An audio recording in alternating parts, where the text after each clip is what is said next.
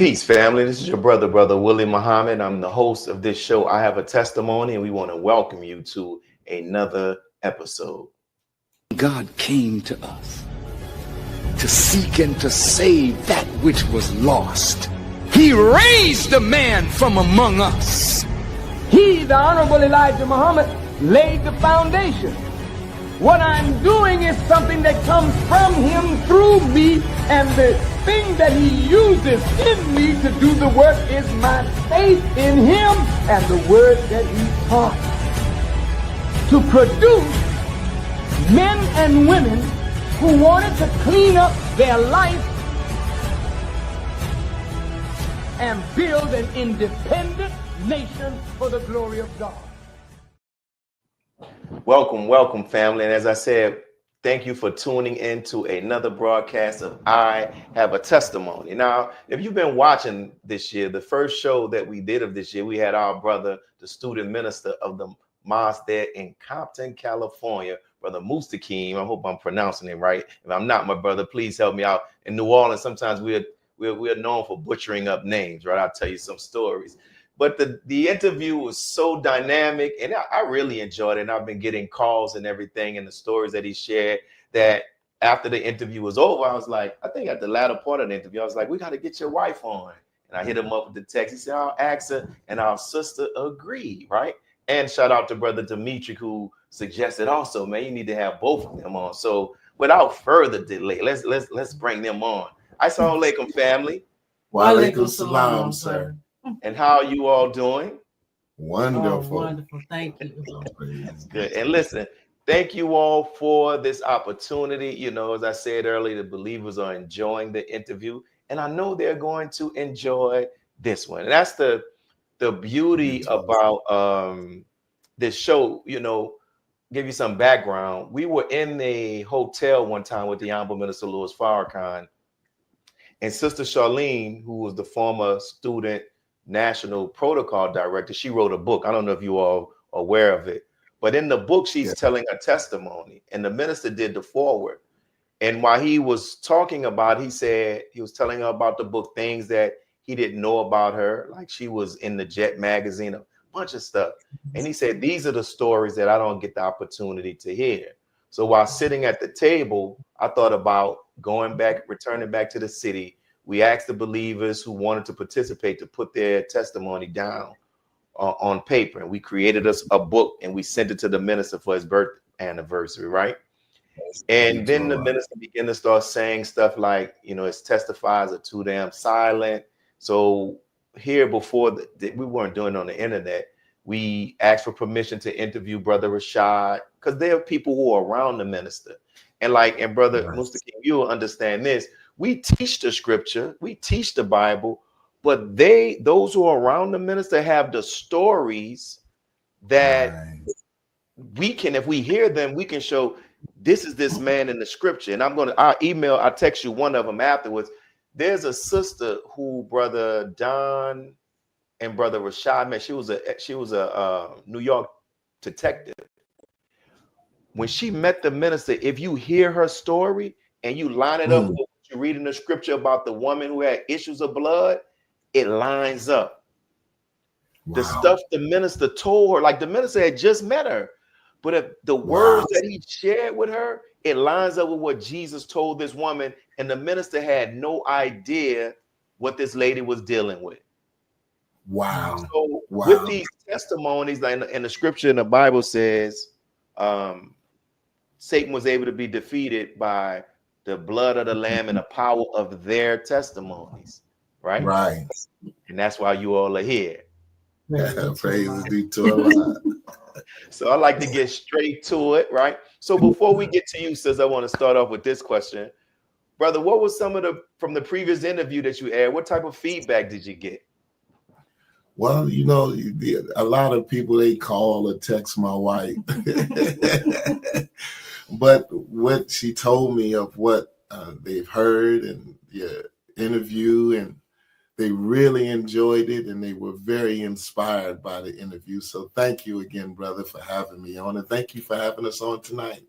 All the time, man. This might not be the last one, sis. This might not be the last one now. So, so as I asked with your husband when he came on, I always start off, and this is my standard question, asking people to talk about how they came to the teachings of the Most Honorable Elijah Muhammad. And so, Sister Aminah, am I pronouncing that right? Aminah? Aminah, right? Yes, sir. Yeah, like the minister's secretary, right? Sir, I'm a good company, praise be to Allah. There you go. So tell us your story. How did you come into the nation? Well, I've always had people come into my life that may have been in the Nation of Islam, so I was aware of it, but being raised in the church, I was like, okay, whatever, I didn't want to really hear anymore, because we saw different views of what Islam represented or how it was taught to us. So my introduction was early on as a teenager, but when I moved to Baltimore, Maryland, from California, I had a kind of stretch in between. I went to Kentucky, and then my last stretch was in Baltimore before we went to Indiana, correct? Right. And so one day I was actually driving home to pick my daughter up from daycare, and I saw a bunch of brothers in bow ties, and they were all just streamed up and down the street. And I'm like, oh, what is going on? I was just so excited, but still not understanding like the dynamic of what was happening. And it wasn't until years later I found out that the minister was actually in town in Baltimore at that time. But my true introduction and getting a clear understanding was through my husband. He had started going to the bookstore, was that Respect for Life? Yes. Respect for Life bookstore. And so subtly he would bring me a little literature. First he started off with chocolate chip cookies from the bookstore. And then he introduced me and would bring the Women of Islam series by Mother Tainetta Muhammad, may Allah be pleased. And that's how he was introducing certain things. And we went on in our journey, and I saw a brother who was at the store, and he was actually selling waters. And what was our former secretary? Brother William, and it was another Howard. Brother Howard is who I met. And so I think my husband was getting the information from the bookstore. It was in the parking lot. The brother was like, I'm selling waters. And then, by the way, here's a invitation to the mosque. And so I'm reading all this, and I'm like, okay. So I came home excited. I'm like, honey, I ran into a gentleman at the thing, and you've been giving me these books. So long story short, it goes on that we began to go to the different seminars in the city. And they had one in the what's the university? Martin, I'm sorry, Martin. He has to help me because my memory, but Martin University. And the brothers and sisters were there. And at that time, it was Brother Nuri, who was known then as Brother Damon Muhammad. And they had other panels, speakers, but that captivated me. And when the sisters came in their colorful garments, I was just so, just taken aback that even after I came in, I wrote a poem about that experience. It was just so profound to me. And I remember in that seminar that day when they did the breakout sessions, I told my husband, I want to go where he's going. That I want to go where Brother Damon's going. So we sat in on those sessions. And from there, it just grew on me. And like he said, he was going at first, and I was like, nah, I wasn't into it. Again, in the church, you're like, everybody else is in error with their ways. So it took some time, but the day I got up and decided to go, that was the end of it all, or the beginning of it all, I should say. And I never stopped since. Brother Nuri was dealing with something that was really affecting me at the time. We're young in our marriage and certain things are going on. And he began to let us know who God really is and, how profound he is and how he can help us in our life. And from there, he touched on, just different aspects of life that I was dealing with. And it was just the time. And from there, that was it. And again, like we said, interview from that day to now, I haven't stopped. Praise be to Allah. Anything you want to add, my brother? Oh, no, I'm just happy, man, that Allah has blessed our lives.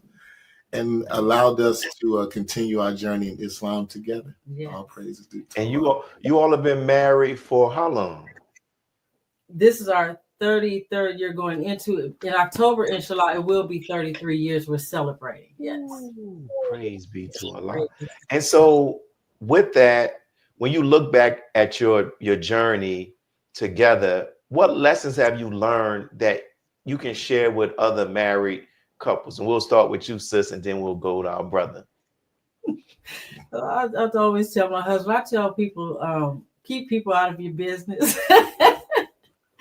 But you know what I really learned is that when through prayer and study, that has been what has helped us a lot. And even before the nation, we were a couple that were able to communicate some of the hardest subjects we were able to talk about together. So being able to get through that, you know, that helped me cope. And then again, when I came into the Nation of Islam, knowing how we've been destroyed as a people, and the teachings gave me an answer to everything I needed and what I was going through. So through that, I tell couples, just learn to talk to one another and pray and listen to the lectures. Read. Everything we need is what they say is in there. So that's the advice I would give. And don't give up, because it's, you know, we're in the struggle to become one with Allah. And that's why he said marriage is one half of your faith, because we're in a struggle to bond with our mate. And it's to me, it's a beautiful journey. Some struggles come and things happen, but overall, when I look at the big picture, we've had some awesome times together. Praise So just stay in there, hang in there. Praises to Allah. What do you say, my brother? Well, I think, you know, for me, I think, you know, the journey of faith is the type of road that you have to be committed to. And I think one of the things that I enjoy about being in my Nation of Islam and my journey with my wife and my faith is from day one, I never compelled her to be my wife in Islam. I always wanted to show her the example of being a Muslim. And I think that is what I try to strive today. There were times when, you know, sometimes you have these crises of faith, right? And, you know, you're up and then you come down a little bit. But even in those times, I never imposed upon my wife, you know, what my feelings were, or if I wasn't going to go, or if I had a crisis of faith, I never imposed it on her. And I always encouraged her, even from the beginning. If I ever left Islam, don't you leave. Don't follow me. Follow Allah if you're sincere about being a Muslim. And I think we carry this in our journey. And I think this is what keeps us strengthened in our journey in Islam together. That's beautiful, man. And listening to what you all said is bringing to mind a video I was watching online with this couple. They're kind of like marriage therapists, and they do something that's called like a love lab, where they analyze and studied, like, I think they said over 4,000 couples, right? And one of the things that they talked about, your wife mentioned, as if you listen to what she was saying, she highlighted also like the good, right? And a lot of times, and sometimes in marriages, people begin to start focusing on the difficult times, and they focus so much on that, don't realize, no, we've had some good times too. And they did a study that showed, like, for the couples that ended in divorce, those are the couples like that for every, like, they basically they focused on more of the negative experiences that they had in their marriage than the good ones. Right. And when both of you all are talking about Allah and that stuff, and y'all smiling with each other, y'all look like teenage lovers, man. All praises due to Allah. It feels that way sometimes. It really does. That is good. That is good. And it's a blessing to be able to interview you all so other people can see it. You know, I heard the Honorable Minister Louis Farrakhan say this. He said that every problem that we have in our nation, the solution is in our nation. That's right. That's right. It's in the people. So as we transition to this next question, as I was interviewing your husband, he talked about how he was given a holy name, right? And he was actually at the facility at the event. I don't know if she was there. She wasn't, right? No, sir. She And was that's home. interesting. So the minister blessed you with the holy name. Just talk about, there's going to be a bunch of questions in one, so please forgive me. Like, how did you feel when you got word that the Honorable Minister Louis Farrakhan is giving you a holy name and the meaning of your name? Okay. How it happened was amazing. He gave me a call after the meeting with the minister, and he said, all he said was, I need you to put on your prayer robe and I'll be home. And I said, okay. So I followed, okay, this is what's going on. I'm going to do that. Maybe we're going to have prayer. Maybe he got so much information he needs to just pray about it so he can, process it.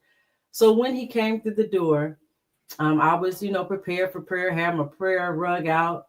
And he said, I just wanted to let you know that the Honorable Minister Louis Farrakhan has given you the name of Aminah Muhammad. And he said he wanted me to let you know it's spelled like Aminah, but he wants you to pronounce it Aminah. And it's the name of Prophet Muhammad's mother.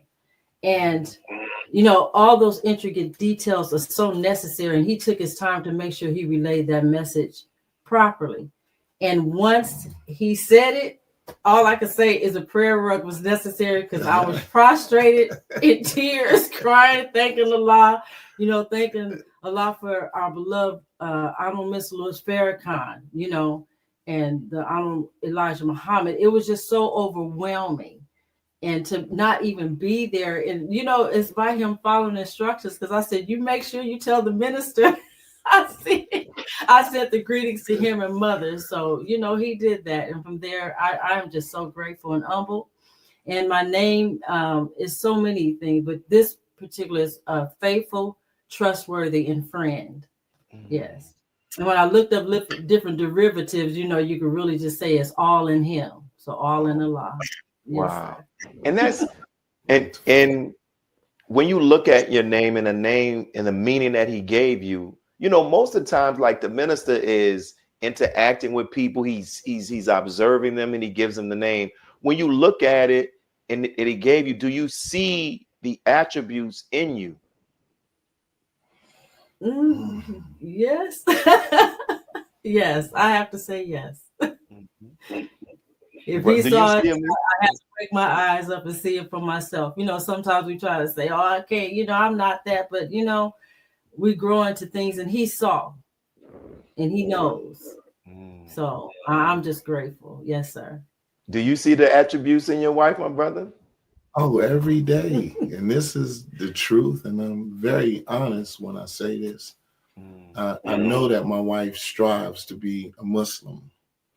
It is not nothing that she pretends to do. It's something that she strives to do every day. And I can say that with total honesty and truth. When the minister was giving her name, he first asked me, how long have you been married, son? And I said, well, around 27 years, sir. And he looked up, and then he came down and he said, oh, she has been very patient. That part. Yes, that part.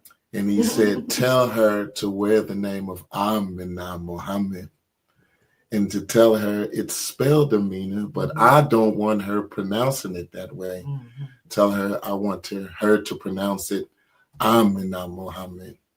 And as I told you the other week, man, I was crying, because I didn't know I was going to get a holy name. And I sure to God didn't know that he was going to bless her with one. But that is what he told me. And may I add something to that? Because he did bring it out as far as she's been very patient. And I want it to be understood. Sometimes people see the person I'm with and say, oh, she's been very patient with him. But the minister sees a broader picture. There's so many things and aspects in my life of things that I have been through that, I've been patient And he just sees beyond that, the surface of what we may see. Right. Like I said, I don't want it to just seem like, oh, because people have known my husband from the past and certain attributes he carried. But, you know, I saw beyond that. It wasn't just surface of him being patient with my husband, being patient in life, in this journey that I've been on in Islam and throughout my life. So, yes, sir. And that's like, and it's interesting because prior to that, I would imagine you've met them. Have you met the minister before now? You met him now before, right? Oh, yes, sir. Yes, I did. But prior to you being given a name, you hadn't met him. I met him that one time, and that's a story all by itself. Okay, yes, well, I have a testimony, so hey, but that's my testimony. Yes. Oh, you ready? You can share it. Okay. Go ahead. Well, I was as he had mentioned before, that was, I think, was the sisters captain in Indiana, and we put on hosted an event for the minister. It was during the Millions More movement. Millions More movement. So we were on the grind. You know, that was when we was told to try to get people registered to vote, and we was just doing so much. And I believe at that time I was working, and Brother Nuri had called, and he was like, the minister is here at the mosque. This is on a Friday. So no, that was Thursday. I apologize. Thursday. So I'm racing over there. By the time I get there, the minister's gone. So I'm like, okay, let's keep going. So the next day we host dignitaries and different ones at the mosque. There was a Q&A with the minister, and he's had an intimate setting. So I'm there again, but I'm getting the sisters lined up for post assignments and everything. And I'm standing in the back of the mosque. So I'm able to go in and out. And again, the meeting was over. They had the minister in the brother captain's office, Brother Terry Muhammad. Shout out to all the Indianapolis crew, because we wouldn't be half, such a beautiful mosque that we, were registered in. But Brother Terry had him in the office. But the E-team, I get around the corner to come meet the minister, but by then the E-team is swooping him out the back door, missed him again. We have this the meeting was so awesome. It was packed. We had overflow rooms at the college and so much going on. Still didn't get to meet the minister. Out of all that we did the whole weekend, I was missing him. So time moving forward, we're out here now, and we go to a janazah service, and we get there, and at the end of the service, we're at the repast. And I thank Allah for our brother Shaheed, Captain Shaheed Muhammad. May Allah be pleased with him. I had told him, I said, Cap, I have been working so near them, as I was just like right at the door, and I missed him, and I really had just always wanted to meet him. So Captain Shaheed said, just give me one moment. And he made his way over to the minister, and he let him know. And as I was waiting, mother was sitting there, Mother Khadijah, and she was sitting down. So I kneeled down to her. And she just looked me in my face, and she said, at first I really didn't think I needed to meet you, because I thought you were Sister Sandy. At that time, she was Sister Sandy, who is now our national captain, known as Sister Naima Muhammad. But then Mother, I just thanked her for her service and her love, and she just grabbed me by the face. And, just so endearing. And just to get that, it was just so awesome. And then after I spoke with her, then the minister grabbed me by my hands, and he just, so I said, Brother Minister, I've been wanting to just meet you face to face. When we're in his presence, we're meeting him. But be right so close on him was such a special feeling. And then I remember telling him, I said, oh, Brother Minister, I used to be the sisters captain in Indiana with Brother Nuri. And my husband is currently the student minister in Compton. And he just looked at me. He said, oh, no, sis, you used to be. No, you're not used to be, sister. You got a lot of work to do. You go back to Compton and help. And again, it's not the thing I'm coming back to take a position, but what he's saying, you continue to work. We never stop working as Muslims, right? We continue going on. So that was just my moment, but it was amazing that all that time I was that close to him. And but Allah gave me the opportunity. I'm very grateful. Yes, sir. Beautiful. That's beautiful. That's beautiful. I'm glad that you share. You know, that's one of the things when I do this show. Sometimes it's like, man, I be asking a lot. Give me the right question to ask because I don't know what's being left on the table in people's experience, right? So that's why when you said it, like we got to take advantage of it now. Let's share it. And now I want to transition, and it's still functioning off of what I mentioned the Honorable Minister Louis Farrakhan saying about we have the solutions in our nation, right? And I want to talk about parenting because you all also have children, right?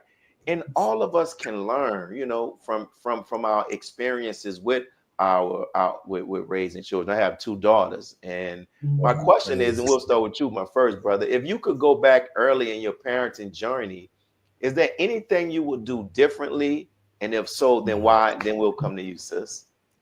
Yes. If I could have done anything differently, well, I wish that I was more mature in dealing with the minds of my children. I tried to be, but I, along with many, many brothers or men, am a product of a home that did not have a father. As a matter of fact, I didn't even have a mother because my mother died when I was 10 years old. And so, you know, I didn't have the necessary structure in my head. I had an idea of what it meant to be a father, but I didn't have the necessary structure. And I wish I had more maturity in dealing with my children in certain areas that I think would have been a little more beneficial to them today in my parenting. That's what I would say. Thank you. And thank you for sharing that. And sis, what do you say? And I would have to agree and say this, you know, the same. And looking back, you know, you see the importance and value of not having disagreements in front of your children, because that starts to mold and shape their minds and gives them an opinion that really are a view of their parents that they really aren't in a position to do, you know. So then it later on will cause disrespect or misunderstandings, you know. But that's in our immaturity. Like we say, you do things in front of your children, and we should keep those things sacred. Or for the husband and wife, you handle your business elsewhere and let the children be children, because their minds aren't ready for that. So if I could do anything different, it would be to separate ourselves when we did have disagreements and not be so open in front of them out of emotion. Right. You know, we just move and we don't give time to think that what are we really doing to them if we let them see all this now? You know, what view of a relationship are we giving them when they see these things? So if I could do that part, I think that would have helped a lot. Yes, sir. And thank you all for sharing that. And I want to ask that same question that just came to me, but just flip it. But I'm asking that because in my experience in being in the nation, you know, sometimes we've had panel discussions here in our mosque where we have people that have been married for decades. Some people who were single, who were divorced, and just allowing them to answer questions and share what they've learned. I found it just to be just amazing how people we learn from one another, right? Right. And so I'm thankful for you all sharing that. And as you all were talking, maybe this is the question that came to my mind. Are there any things that throughout the years that you did that you're glad that you did? Because we have our misses, but we also have our times where we did some things, this was right, and I will continue that. And if so, what are those things? Oh, you want me to go? Yes. Well, you know, when we were younger and parenting, I would always, and my wife would always make time for like a table discussion with our children, where they were free to talk with their parents about the things that were on their mind as far as their household was concerned. And they could ask questions or give their comments, and we would answer the questions or give insight to our little community, which was our family. And I believe that helped a great deal. Also with my children, you know, while they were in school, you know how the teachers sometimes would, call you or send these things home about your child.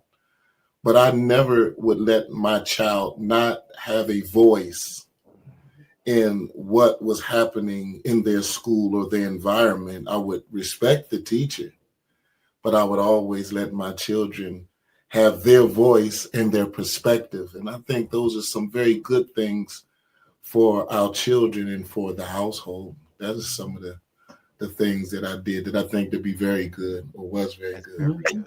That's very good, sis. And we were involved in our children's activities. Yeah. Oh, everything. If the school was having something, we were there.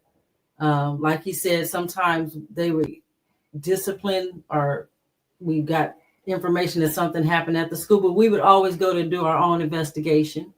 And sometimes we find out that things were not as it was amplified to be.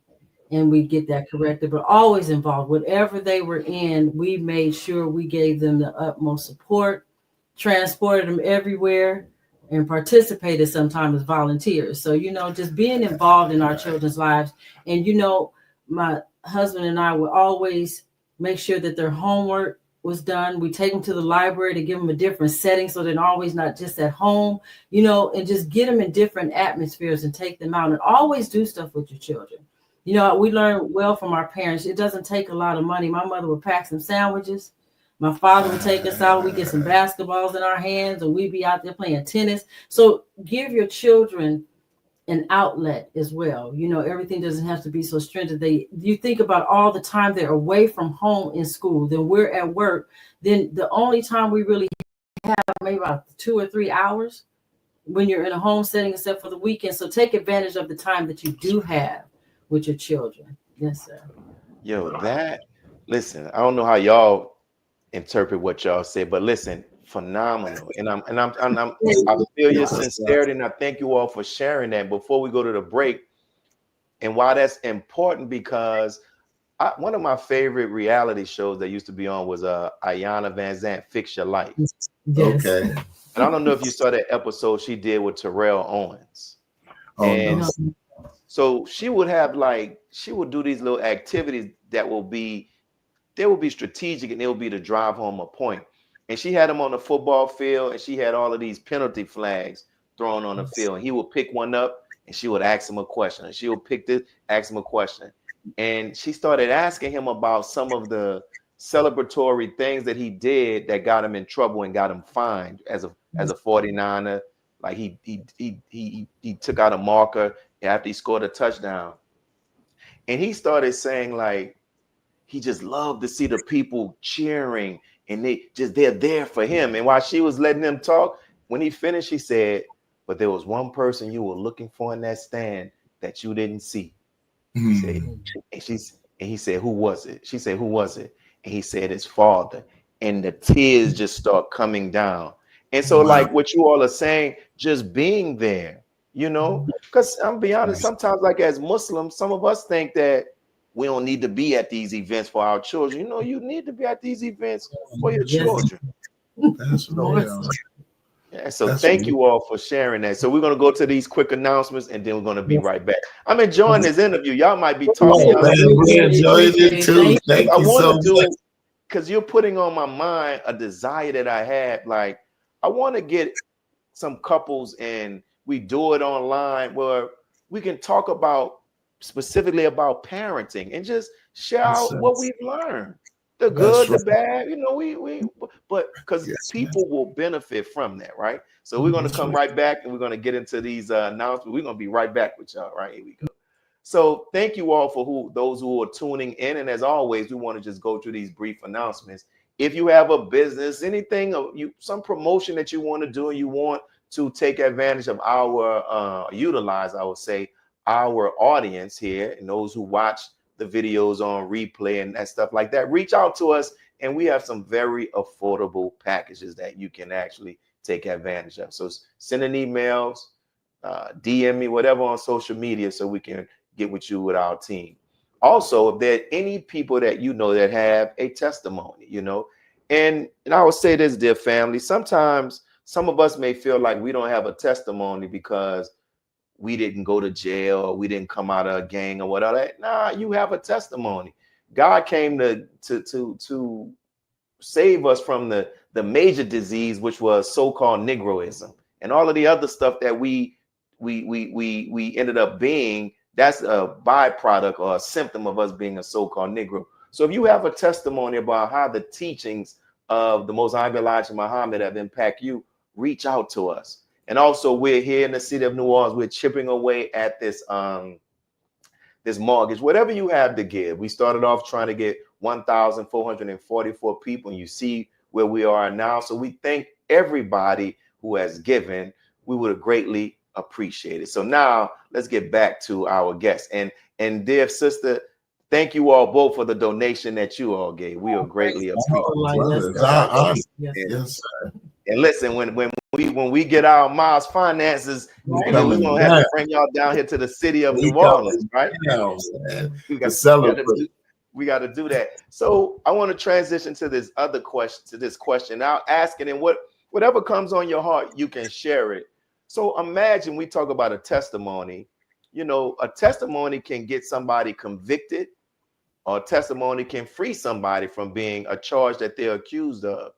So as a member of the Nation of Islam, under the guidance of the Honorable Minister Louis Farrakhan, if you had to stand before the world and give a testimony about the impact of Islam on your life, or the Honorable Minister Louis Farrakhan, you know, what would that be? And we'll start with you, my brother, then we'll go to your wife. What would your testimony be?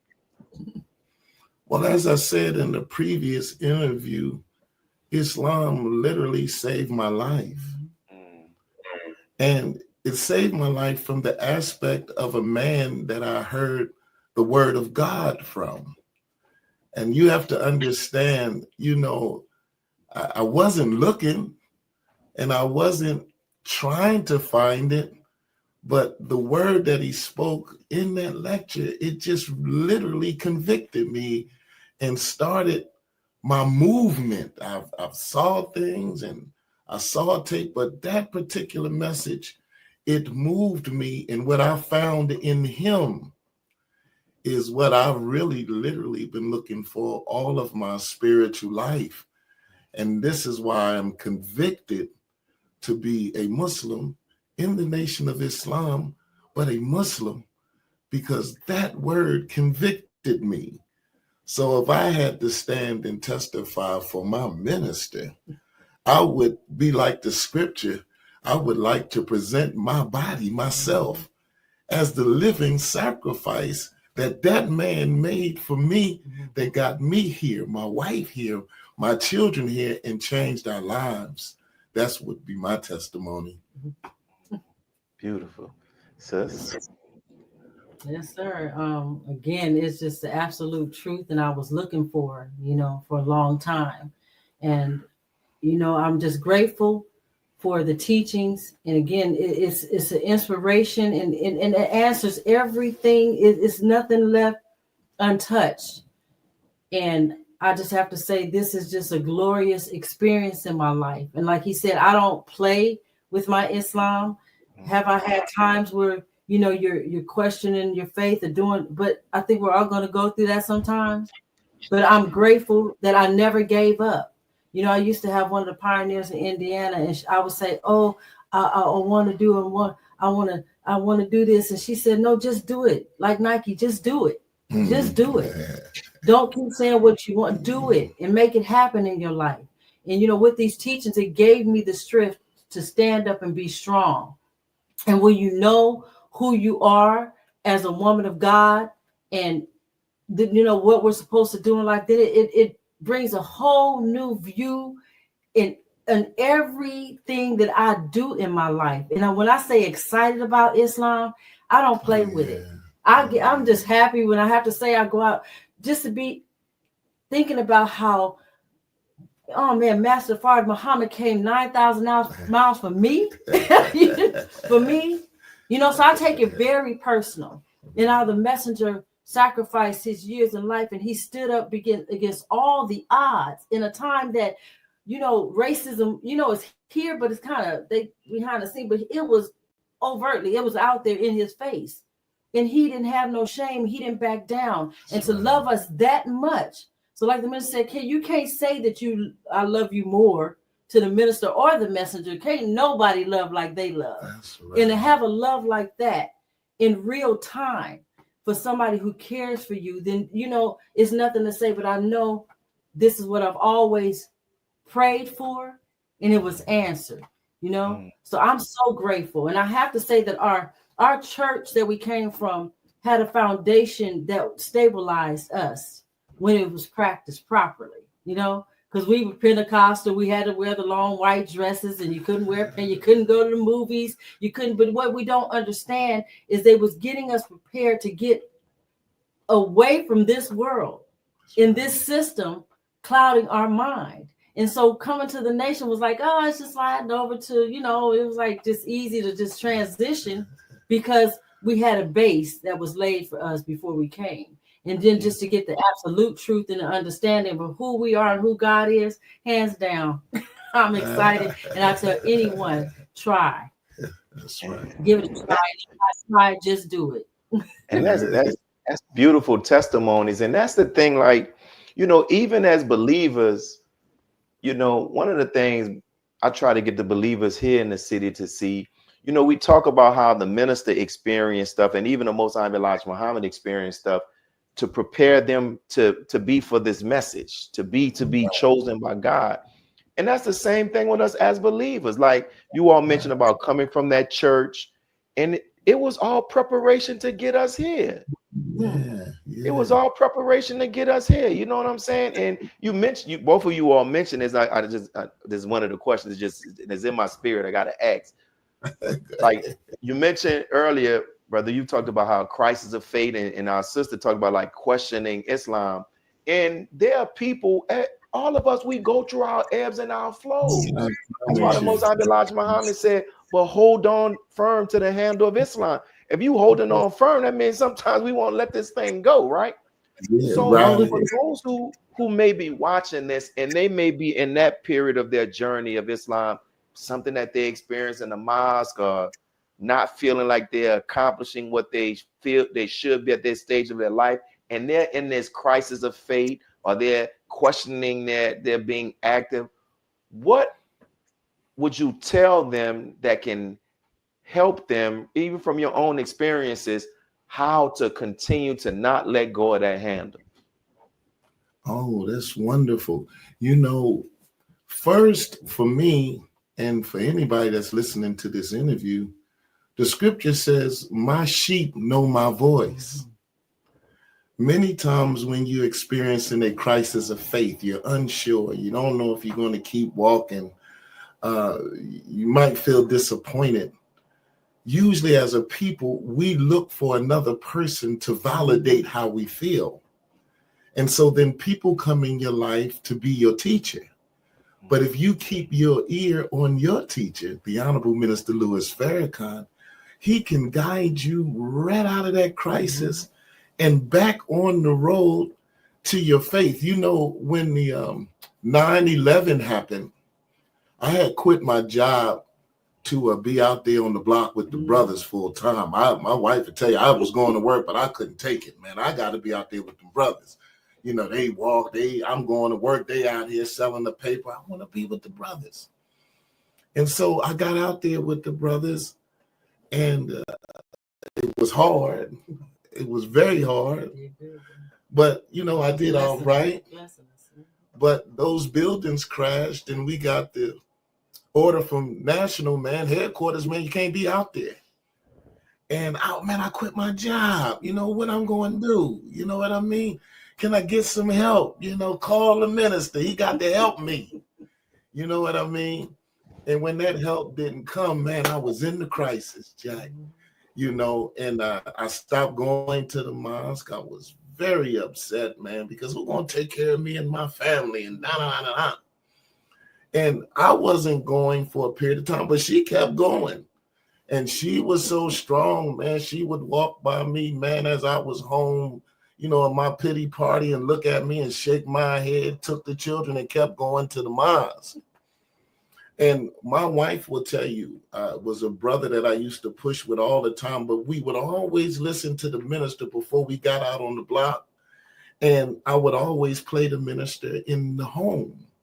So he was always feeding me even through my crisis.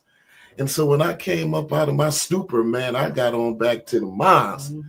And because my minister was teaching me, man, and he was whooping me in the word, and it took me back on. Long story short, whenever you're going through a crisis of faith, man, keep your minister. Mm-hmm. The Honorable Minister Louis Farrakhan. Don't get no sub-minister, because people will take advantage of you when they see, man, that you're falling or getting weak.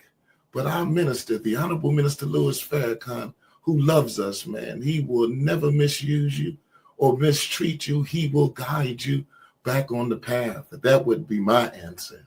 That's a beautiful answer, man. And thank you for that transparency and sharing that. And it's going to help other people as well. And what do you say, my sis?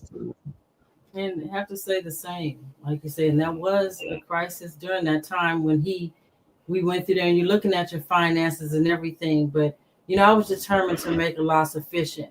And I knew that he would answer. And not to say that I handled it all the best, but, in the back of your mind, you're going to have times you're going to go close yourself off and cry or do what you have to do and just be wondering.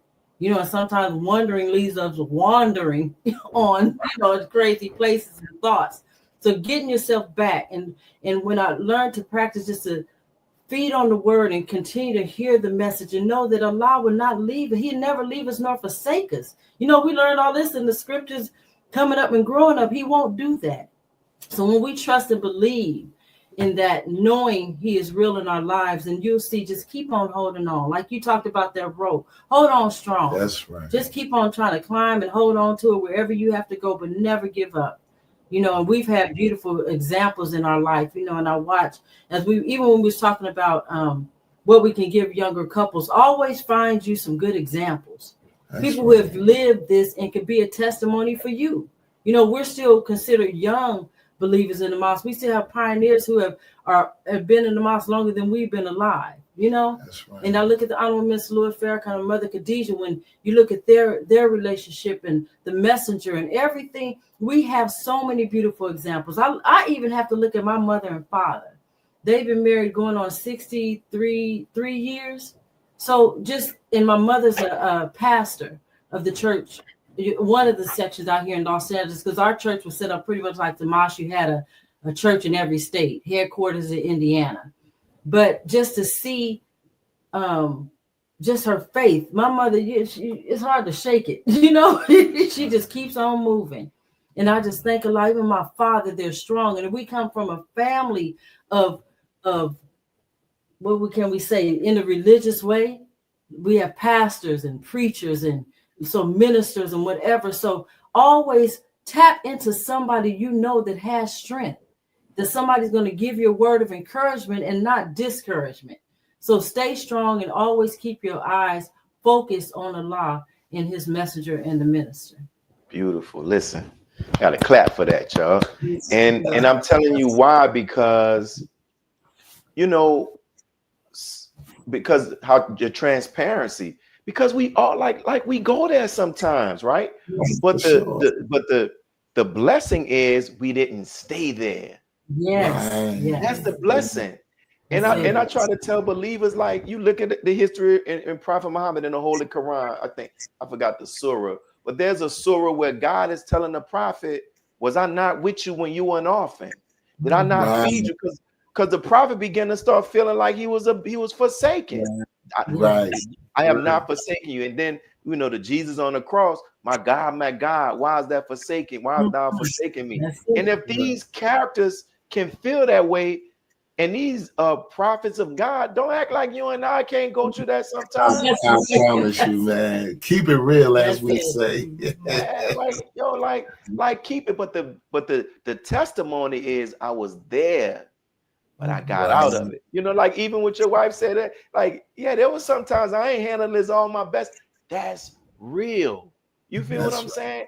And people can relate to that, because people looking at us like, Come on, man. Right. You ain't never had no valley you was ever in. It was all home runs. Deep valleys. Come brother. on. Deep valleys. And that's so thank you all for sharing that. And so as we get ready to close, you know, one of the things that I've started is I asked the previous guest to leave a question for the current guest that we're going to interview. And they don't know who the current guest is, and they leave it. But I'm also going to ask, I asked our brother, and the brother Cedric, if you see the interview, he answered that. So I'm going to ask you, my sister. But first, I'm going to ask both of you all the question. And let us pull this up. This is the brother who asked this question, Brother Patrick S. Muhammad. He is the owner of Faith Farms, and he's there in Atlanta. And he asked this question, and you all can decide who will go first. So here's the question. He says, if you can identify the lecture, the book, or article that converted or convicted you to the teachings of the Most Honorable Elijah Muhammad. And the one for him was proper prayer, proper preaching, praise and preaching. I think that's it. It's on YouTube. But he said that was the one for him. So what was the book, lecture, whatever that really just like, that's it, if you can remember? Mine has to be when I came in processing class and we was handed that message to the black man. And at the time we had a question and answer that helped you dissect the book by page for page, and you answered your question. So message to the black man, hands down, like took me into it where I knew, okay, this is it. Yes. And mine's was, of course, Satan and the Mastery of the Sexual Urges. And the video that I saw, I'd heard that lecture, and it just took me where I needed to be. I called my wife. I found it, baby. This is it. But I saw a video, and I'll never forget that video. And I was telling you about Brother Camille. And that was, what a friend we have in Jesus. Oh, man. The minister was putting it down, man. So those would be my two, man. What a friend we have in Jesus, and Satan and the Mastery of the Sexual Urges.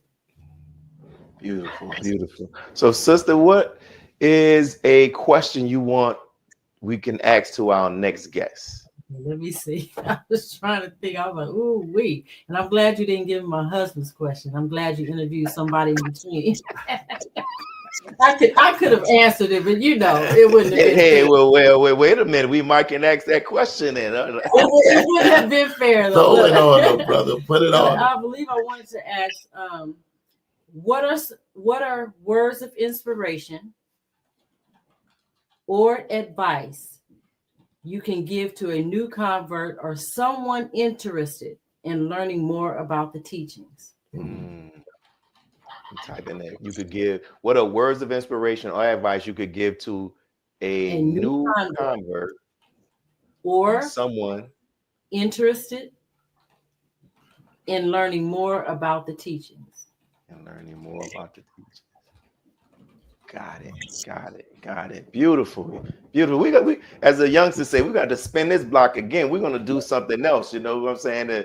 To really, because it's happened. You know, it's like I was sharing with your husband with the Supreme Wisdom Lessons when I'm reading a part in the problem book when it talks about Musa having 59,999 books. I was like, we know this man not walking around with that many books, but we know what that's the people that Yaqub was taken to the island, and it made me think about, is the Savior trying to let us know that people are books, and that people are books we can learn from one another. And I'm interviewing you all. I'm learning. His inspiration is water to my soul, because I can feel both of your energy. And even with your husband, when you was talking, I said, man, I love your spirit, man. I can feel it. And then you all coming together. Because some people, when you talk, like I've interviewed some people, and I can tell they're holding back. Right?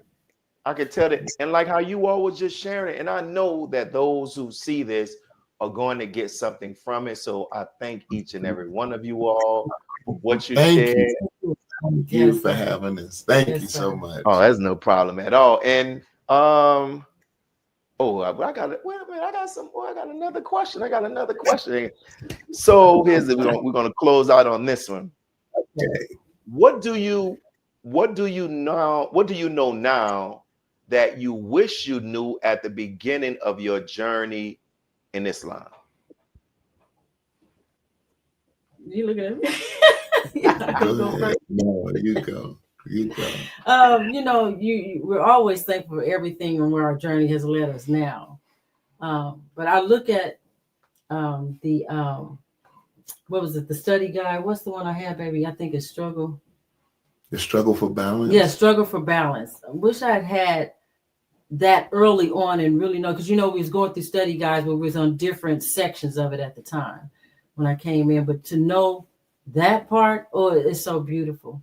It really is. So that's something I would have desired to have early on.